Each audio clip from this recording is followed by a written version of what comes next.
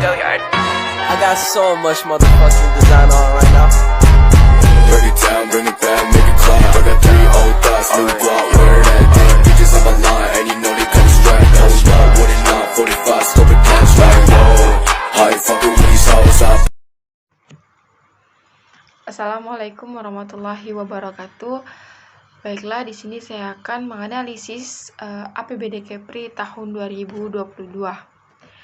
Dalam laporan Badan Anggaran yang disampaikan oleh Wakil Ketua 2 DPRD Kepri Raden Haritajono, pendapat daerah pada APBD Kepri tahun anggaran 2022 sebesar 3,80 triliun. Kemudian pada perubahan APBD tahun anggaran 2022 diproyeksikan mengalami kenaikan sebesar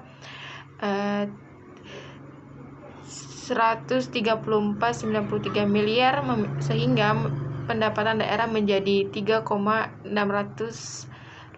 triliun.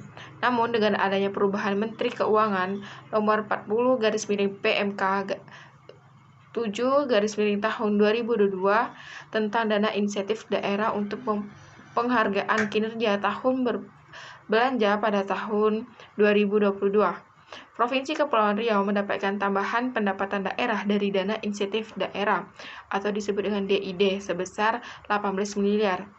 Adanya tambahan tersebut membuat DID Kepri mengalami kenaikan dari 20 miliar menjadi 38 miliar, sehingga pada perubahan APBD tahun anggaran 2022 ini pendapatan daerah Provinsi Kepri menjadi 3,633 triliun. Alokasi anggaran untuk pendidikan sebanyak 20%. Undang-Undang Pasal 31 Ayat 4 Tahun 1945 mengamatkan bahwa pengalokasian anggaran pendidikan sebesar 20% baik alokasi melakukan intervensi APBN ataupun APBD.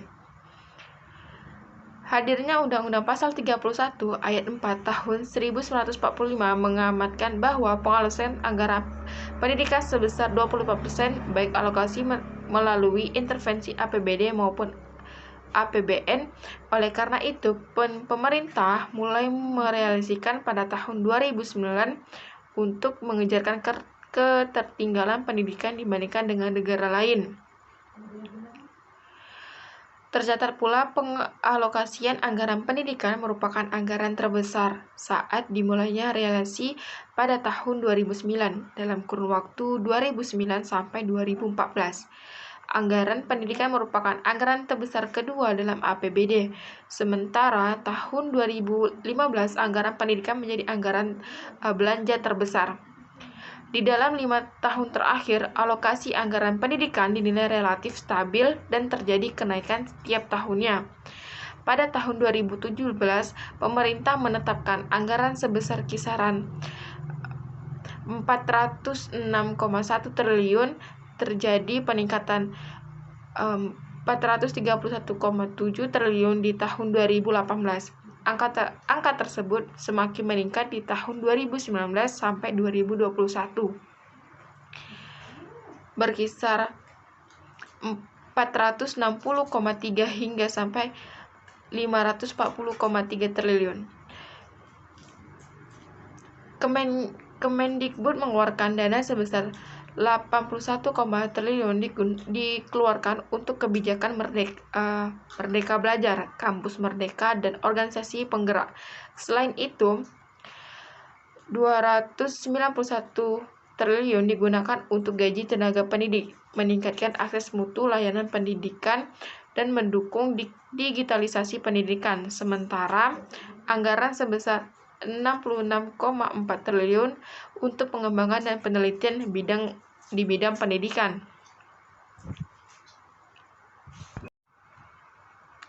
Di dalam dasar hukum SPM bidang urusan pendidikan adalah Peraturan Menteri Pendidikan dan Kebudayaan Nomor 32 Tahun 2018 tentang standar teknis pelayanan minimal pendidikan.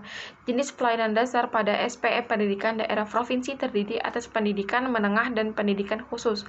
Target pencapaian SPM pada Dinas Pendidikan Provinsi Kepulauan Riau pada tahun 2020 belum ditetapkan karena belum adanya penganggaran khusus terkait penetapan SPM, namun merujuk pada target dan indikator pada Pendagri nomor 100 tahun 2018, maka target yang ditetapkan yaitu sebesar 100%. Namun demikian, pada tahun 2020, relasi pencapaian kedua indikator SPM belum mampu memenuhi target tersebut.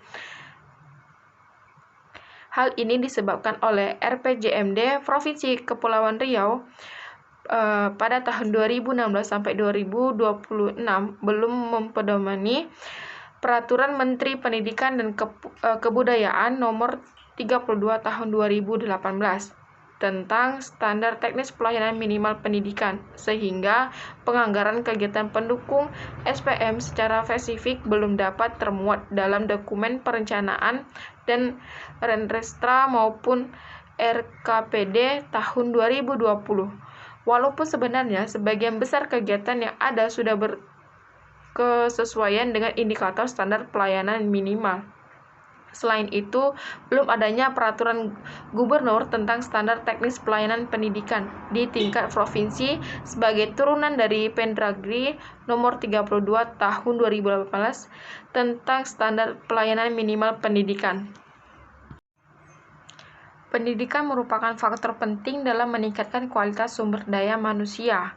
Pelayanan pendidikan yang berkualitas akan memiliki kontribusi yang tinggi dalam perwujudan sumber daya manusia yang berkualitas.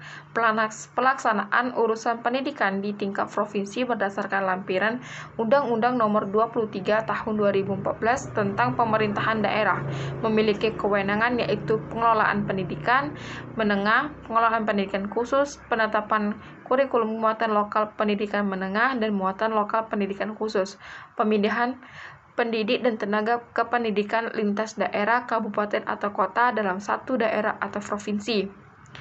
Di samping layanan yang dilakukan Dinas Pendidikan secara umum, juga ada layanan yang dilakukan dengan tujuan mencapai kualitas layanan pendidikan berbasis teknologi informasi yang difokuskan pada Balai Teknologi Komunikasi dan Informasi yang dimiliki Dinas Pendidikan.